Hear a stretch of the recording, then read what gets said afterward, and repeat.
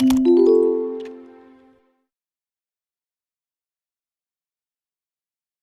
ये डिक्शनरी हो गया। अभी हमारे पास फाइनल डेटा स्ट्रक्चर बचा है जो कि सेट है। तो सेट अनऑर्डर्ड और अनइंडेक्स्ड कलेक्शन ऑफ एलिमेंट्स है जो कि तुम एक कर्ली ब्रेसेस में स्टोर करते हो। जब मैं अनऑर्डर्ड बोलता हूँ तो मतलब आपने जो है ये सब एलिमेंट्स एक सीक्वेंस में डाला है, बट आप जब प्रिंट करोगे इसका कोई ऑर्डर नहीं रहेगा, ये रैंडम ऑर्डर में ये सब जो है स्टोर होंगे और इनका कोई इंडेक्स नहीं रहेगा। तो इंडेक्स नहीं रहेगा तो आप इंडिविजुअली जो है इंडेक्स के साथ किसी एलिमेंट को एक्सट्रैक्ट नहीं कर सकते। और ये भी आपको जो है दिमाग में रखना पड़ेगा, डुप्लीकेट जो है सेट में अलाउड नहीं है। तो कुछ एग्जांपल्स देखते हैं सेट के साथ। तो मैं वेरिएबल का नाम जो है S1 लिख देता हूँ, कर्ली ब्रेसेस डाल दिया, यहाँ पे मैंने 1 लिख दिया, 3.14।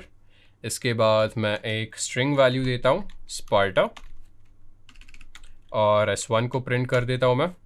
राइट, ये हमारा पहला सेट बन गया। तो अभी मैं जो है कुछ चेंजेस इसमें डालता हूँ, ये सब है ऑलरेडी इसमें, तो मैं कुछ जो है वैल्यूज़ डुप्लीकेट डालता हूँ इसमें। तो 3.14 जो है मैं फिर से डाल रहा हूँ और स्पार्टा जो है मैं फिर से डाल रहा हूँ और अभी इसको प्रिंट करके देखते हैं हमारा रिजल्ट क्या रहेगा। तो जैसे आप देख रहे हो जो भी डुप्लीकेट्स है वो सब स्टोर नहीं हुआ है क्योंकि सेट में डुप्लीकेट्स अलाउ नहीं होते। तो अभी सेट के कुछ बेसिक ऑपरेशंस देखते हैं। तो अभी मान लीजिए सेट में कुछ नया एलिमेंट ऐड करना, और क्योंकि सेट म्यूटेबल है हम लोग नए एलिमेंट्स ऐड कर सकते हैं। तो यहाँ पे ये सब इंडिविजुअल एलिमेंट्स ऑलरेडी थे, मैंने एक नया एलिमेंट ऐड किया जो कि हेलो है। तो S1 dot add method use करो और उसमें जो है नया एलिमेंट डाल दो और वो नया एलिमेंट जो है कोई रैंडम ऑर्डर में जो है इंसर्ट हो जाएगा। और ये रैंडम ऑर्डर में इंसर्ट इसलिए हुआ है क्योंकि ये अनऑर्डर्ड कलेक्शन ऑफ एलिमेंट्स है। सिमिलरली आपको जैसे एक एलिमेंट नहीं मल्टीपल एलिमेंट्स ऐड करना हो तो आप अपडेट मेथड यूज़ करोगे। अपडेट मेथड यूज़ करके फिर यहाँ पे जो है आप नॉर्मली लिस्ट पास करोगे और इस लिस्ट में मैं 10, 20, 20 ऐड कर रहा हूँ और ये सब हमारे इनिशियल एलिमेंट्स थे और मैंने ये सब वैल्यू जो है 10, 20 और 30 ऐड कर दिए इसमें और फिर से ये रैंडम ऑर्डर में जो है स्टोर हुए इस सेट में। और अगर मुझे कोई एलिमेंट रिमूव करना हो बस you can use the remove method. तो मुझे बी हटाना है यहाँ से, तो रिमूव, फिर उसके अंदर मैं बी डाल दूंगा और बी जो है हट गया यहाँ से। तो अभी एक्चुअली देखते हैं कैसे कोई एलिमेंट को ऐड कर सकते हैं और रिमूव कर सकते हैं। तो ये हमारे पास S1 ऑलरेडी है ही, तो मैं इसको फिर से यहाँ पे लेता हूँ, प्रिंट कर देता हूँ और S1 को यहाँ पे प्रिंट कर देता हूँ। तो seems like repetitions are not allowed again. तो ये मेरा S1 हो गया है। और अभी मान लीजिए मुझे एक नया एलिमेंट ऐड करना हो इसमें, और वो बेसिकली मैं एक बुलियन वैल्यू ऐड कर रहा हूँ S1 डॉट ऐड और मैं S1 प्रिंट कर रहा हूँ यहाँ पे और मैंने फॉल्स का जो है ऐड कर दिया है जो कि एक रैंडम ऑर्डर में इसमें स्टोर हो गया। और अभी मुझे मल्टीपल एलिमेंट्स ऐड करने हैं इसमें, तो मैं S1 डॉट अपडेट लिख देता हूँ यहाँ पे और इसके अंदर मुझे एक लिस्ट ऑफ एलिमेंट्स पास करना है। तो मैं हेलो पास करूँगा, इसके बाद मैं एक न्यूमेरिक नंबर को ही दूंगा बहुत बड़ा सा, इसके बाद मैं एक कॉम्प्लेक्स नंबर ऐड कर देता हूँ तो 5 + 7j कर दूंगा मैं। तो ये सब एलिमेंट्स जो है मैं अपडेट कर रहा हूँ, फिर से S1 प्रिंट कर दूंगा तो देखते क्या मिलता है। राइट, तो ये सब एलिमेंट्स जो है ऐड हो गए, 5 + 7j जो है S1 में आ गया, फिर 7, 8, 9, 7, 2 भी ऐड हो गया और फिर हेलो भी ऐड हो गया। तो इनिशियली बस 1, 3.14 और स्पार्टा था, उसके बाद मैंने 3 और एलिमेंट जो है इसमें अपडेट कर दिए यहाँ पे। तो हमने एलिमेंट ऐड कैसे करना है वो देखा है, तो अभी देखते हैं एलिमेंट्स को रिमूव कैसे करना है। तो बस type in S1 dot remove and then given जो भी एलिमेंट आपको रिमूव करना हो वो एलिमेंट आप डाल दीजिए। जैसे अगर मुझे फॉल्स रिमूव करना हो बस फॉल्स टाइप करो और रिमूव कर दो। राइट, सिमिलरली मुझे अभी हेलो हटाना हो तो S1 डॉट रिमूव और उसके अंदर हेलो टाइप करो, फिर देखते हैं रिमूव हुआ कि नहीं है और हमने सक्सेसफुली हेलो को भी रिमूव कर दिया है। तो अभी सेट के कुछ फंक्शंस देखते हैं। तो हमारे पास यहाँ पे जो है 2 सेट है S1 और S2। S1 में 1, 2, 3 स्टोर्ड है, S2 में ABC स्टोर्ड है। और अगर मुझे इन दोनों का यूनियन करना हो, मतलब इन दोनों के एलिमेंट्स कंबाइन करना हो या फिर कॉन्कैटिनेट करना हो, तो you can use the union operator. तो जैसे आप देख रहे हो S1 डॉट यूनियन S2, ये दोनों का यूनियन हो गया और ये दोनों एलिमेंट्स एक सेट में आ गए। सिमिलरली अगर मुझे जानना हो 2 सेट्स के बीच में कॉमन एलिमेंट्स कौन से हैं, तब मैं इंटरसेक्शन मेथड यूज़ कर सकता हूँ। तो S1 में ये सब वैल्यूज़ आ गए, S2 में ये सब वैल्यूज़ आ गए, और मुझे जानना हो कॉमन एलिमेंट्स क्या है। तो पहले S1, फिर डॉट मेथड, फिर intersection, and then pass in the second set. और आप यहाँ पे देख रहे हो कि 5 और 6 जो है दोनों सेट्स में कॉमन है। तो मैं S1 जो है फिर से क्रिएट कर देता हूँ और कुछ एलिमेंट्स देता हूँ यहाँ पे। तो 1 से लेकर जो है 6 तक S1 में होगा। फिर S2 में जो है मैं नए एलिमेंट्स देता हूँ।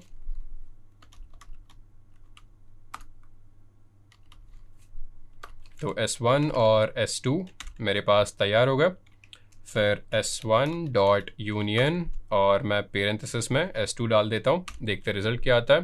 राइट, 1 2 3 4 5 6 जो है S1 से थे, 7 से लेकर 10 तक S2 से थे, मैंने इनको जो है S1 में अपेंड कर दिया। तो ये यूनियन हो गया। इसके बाद हम लोग देखते हैं कॉमन एलिमेंट्स कैसे फाइंड करें।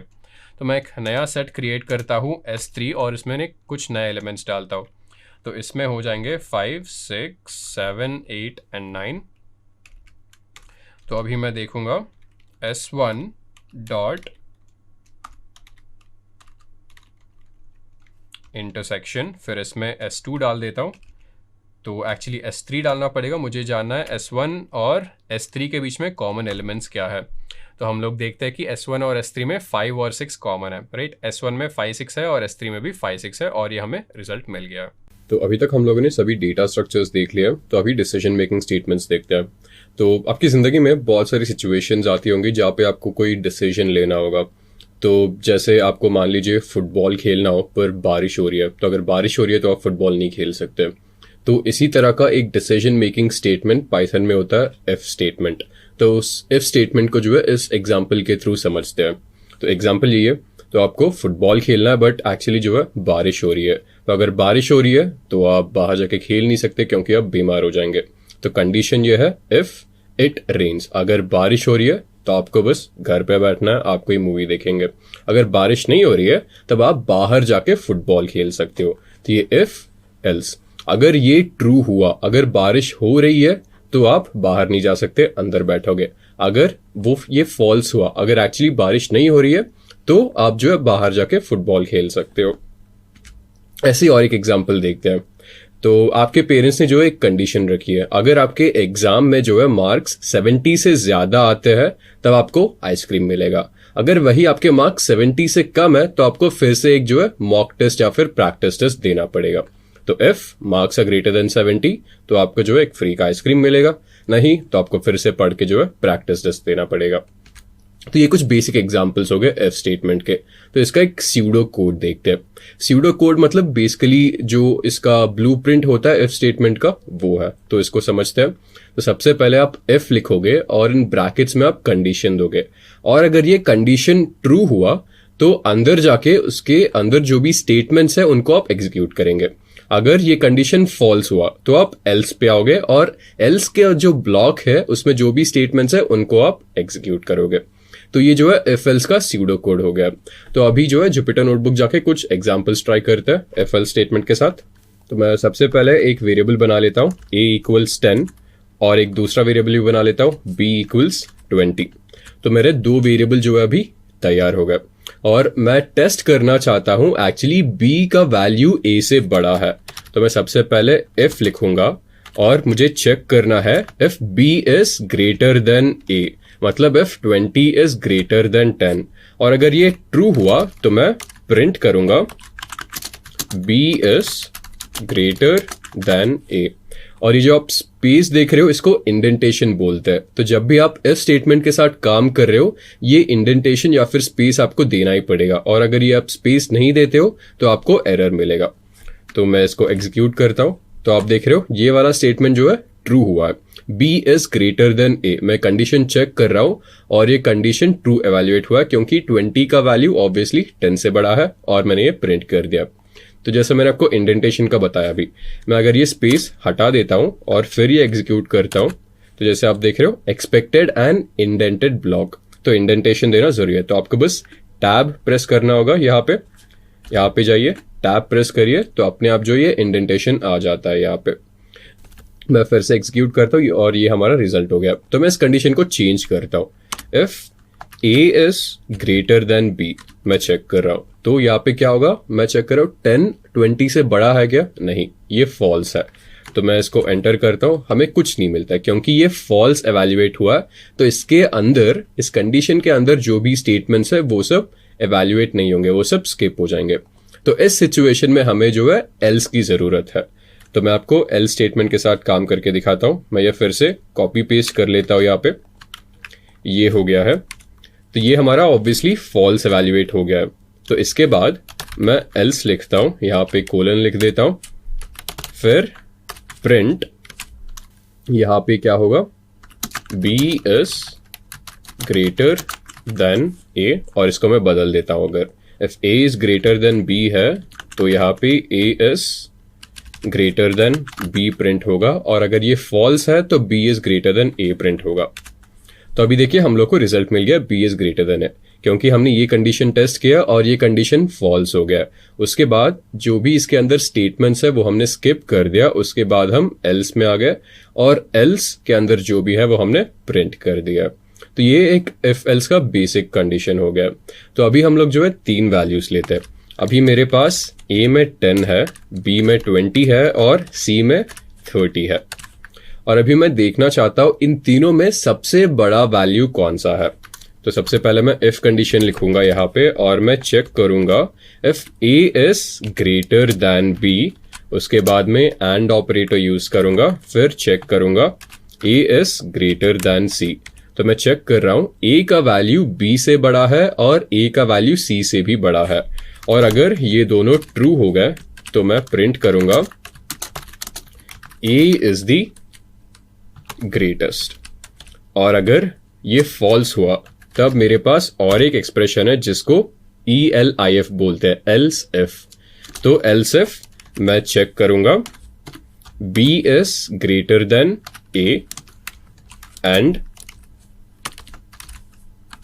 b is greater than c, और अगर ये ट्रू हुआ तो मुझे प्रिंट करना होगा b इज द ग्रेटेस्ट। तो सबसे पहले मैं देख रहा हूं अगर a b और c से बड़ा है, और अगर वो ट्रू हुआ तो मैं प्रिंट कर दूंगा a इज द ग्रेटेस्ट, और अगर ये फॉल्स हुआ तो मैं नेक्स्ट एल्स इफ पे आऊंगा, और यहाँ पे मैं देख रहा हूं b जो है a और c से बड़ा है, और अगर ये ट्रू हुआ तो मैं प्रिंट कर दूंगा b इज द ग्रेटेस्ट। और अगर ये दोनों फॉल्स एवेल्युएट हुए तो मुझे बस एल्स लिख के फिर प्रिंट कर देना होगा c इज द ग्रेटेस्ट। तो अगर ये दोनों फॉल्स हो गए तो फाइनली मैं ये प्रिंट कर दूंगा c इज द ग्रेटेस्ट। तो मैं एग्जीक्यूट करता हूं और हमारा रिजल्ट है c इज द ग्रेटेस्ट, क्योंकि ये दोनों फॉल्स हो गए और फाइनली हमने प्रिंट कर दिया c इज द ग्रेटेस्ट। क्योंकि a जो है b और c से, यहाँ पे हम लोग ये कंडीशन देख रहे हैं अगर a b से बड़ा है जो कि फॉल्स है, और a c से बड़ा है जो फिर से फॉल्स है, मतलब 10 20 से छोटा है, 10 30 से छोटा है, इसलिए फॉल्स एंड फॉल्स हमें फॉल्स देगा। फिर हम लोग यहाँ पे आ रहे हैं b a से बड़ा है क्या, ये ट्रू है। तो उसके बाद हम लोग चेक करें b c से बड़ा है क्या, ये फॉल्स है। तो ट्रू एंड फॉल्स फिर से हम लोग को फॉल्स देगा। तो ये फॉल्स हो गया, ये फॉल्स हो गया, बाकी बचा क्या, एल्स। तो हम लोगों ने एल्स में जो भी है उसको प्रिंट कर दिया है। तो अभी हम लोग देखते हैं इफ स्टेटमेंट को ट्यूपल, लिस्ट और डिक्शनरी के साथ कैसे यूज कर सकते हैं। मैं फिर से यहाँ पे एक कमेंट ऐड कर देता हूं, if with tuple.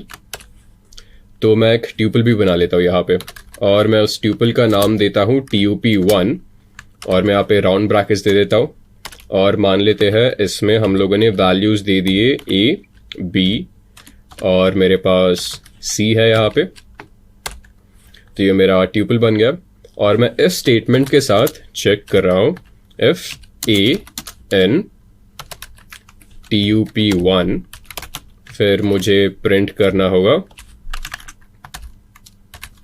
value a is present in tup1।